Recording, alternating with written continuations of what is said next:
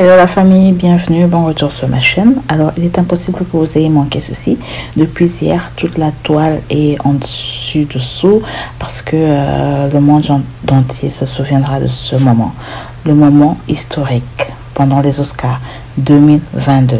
Chris Rock, il était animateur et comme en 2016, il a fait une blague à propos de Jada Pinkett Smith, la comparant à G.I. Jane à cause de sa coupe de cheveux, ou plutôt de sa boule à zéro. Juste après, Will Smith s'est levé et là, boum, Chris reçoit une bonne gifle à cause de sa blague déplacée. Alors, les faits sont passés tellement rapidement et plusieurs dans la salle ont peut-être cru de prime abord qu'il s'agissait d'un script que les deux étaient en train de jouer. Et malheureusement, petit à petit, très vite, les gens se sont aperçus qu'en fait, il s'agissait de la réalité. Le comble dans toute cette histoire est que cet incident risque de coûter très cher au prince de Bel-Air, qui n'a pas fait preuve de maîtrise de soi durant une cérémonie très importante pour sa carrière. Et c'est quand même décevant de remarquer qu'à un tel événement, il n'y a même pas eu d'agent de sécurité qui soit en mesure de venir intercaler Will Smith avant même qu'il n'ait commis l'acte.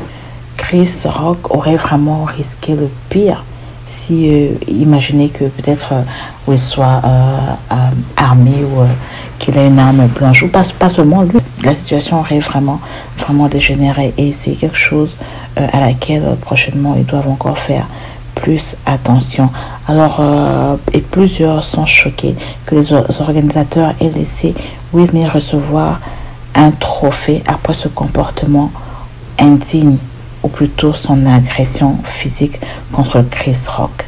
C'est dommage de le voir risquer la cancellation alors que bourré de talent. C'est un jeune acteur qui est sorti de nulle part et qui a fait preuve de professionnalisme petit à petit. On l'a vu grandir et aujourd'hui voir ce qu'il représente, voir ce qu'il est pour la communauté noire, c'est quelque chose de grand et je pense que c'était un moment où il aurait vraiment pu se maîtriser et servir toujours d'exemple à cette génération après lui. Il a dit pendant son discours d'à peu près 5 à 6 minutes lorsqu'il a reçu son Oscar, il a dit qu'il a été élevé pour donner l'amour et protéger les personnes qu'il aime.